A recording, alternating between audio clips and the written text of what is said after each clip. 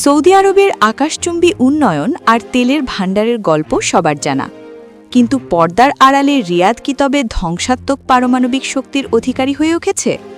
এমন এক দাবি এখন আন্তর্জাতিক মহলে আলোচনার কেন্দ্রবিন্দু। ইরানের ইসলামী রেভলিউশনারি গার্ড কর্পস বা IRGCর সাবেক কমান্ডার হোসেন কানানি সম্প্রতি এক সাক্ষাৎকারে দাবি করেছেন, সৌদি আরবের কাছে ইতোমধ্যেই পারমাণবিক অস্ত্র মজুদ রয়েছে। রুশ সংবাদমাধ্যম RT এবং ভারতীয় সংবাদমাধ্যম টাইমস অফ ইন্ডিয়ার বরাতে জানা যায়, কানানি নিশ্চিত করে বলেছেন, যুক্তরাষ্ট্র এবং ইসরায়েল এই সত্যটি জানলেও কৌশলগত কারণে নীরব রয়েছে। এই দাবি যদি সত্য হয়, তবে মধ্যপ্রাচ্যের নিরাপত্তা কাঠামো পুরোপুরি ভেঙে পড়তে পারে। বিশেষজ্ঞরা বলছেন, মধ্যপ্রাচ্যের শক্তির ভারসাম্য বজায় রাখতে সৌদি আরব গোপনে এই সক্ষমতা অর্জন করে থাকতে পারে, যা এক অঘোষিত পরমাণু ভারসাম্যের ইঙ্গিত দিচ্ছে। এদিকে ইরান নিজেই দীর্ঘ 2 দশক ধরে পশ্চিমাদের পরমাণু চাপের মুখে রয়েছে। বিশেষ করে ডোনাল্ড ট্রাম্পের প্রেসিডেন্সি মেয়াদে তেহরানের সাথে ওয়াশিংটনের উত্তেজনা চরমে পৌঁছায়। 2025 সালের জুনে ইরান ইসরায়েল সংঘাতে যুক্তরাষ্ট্রের সরাসরি জড়িয়ে পড়া পরিস্থিতিকে আরও জটিল করে তুলেছে।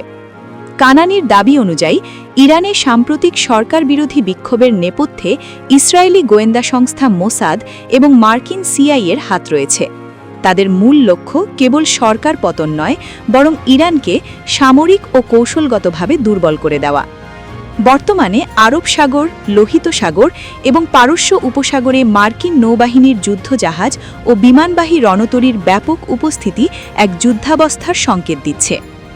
IRGC স্পষ্ট হুঁশিয়ারি দিয়েছে, ইরানি ভূখণ্ডে কোনো হামলা হলে মধ্যপ্রাচ্যের প্রতিটি মার্কিন ঘাঁটি তাদের ক্ষেপণাস্ত্রের লক্ষ্যবস্তু হবে।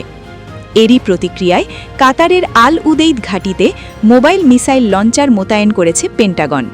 এই পাল্টাপাল্টি সামরিক মহড়া যেন এক ভয়ঙ্কর দাবার চাল। তবে যুদ্ধের দামামা বাজলে সৌদি আরব কোন পক্ষ নেবে, কিংবা তাদের গোপন পরমাণু ভাণ্ডার আদৌ ব্যবহৃত হবে কিনা, তা নিয়ে রয়ে গেছে ধোঁয়াশা। পারমাণবিক সক্ষমতার দাবি, গোয়েন্দা তৎপরতা আর সাগরের রণতরীর গর্জন সব মিলিয়ে মধ্যপ্রাচ্য এখন এক আগ্নেয়গিরির উপর দাঁড়িয়ে। একটি ছোট ভুল সিদ্ধান্ত বদলে দিতে পারে পৃথিবীর মানচিত্র।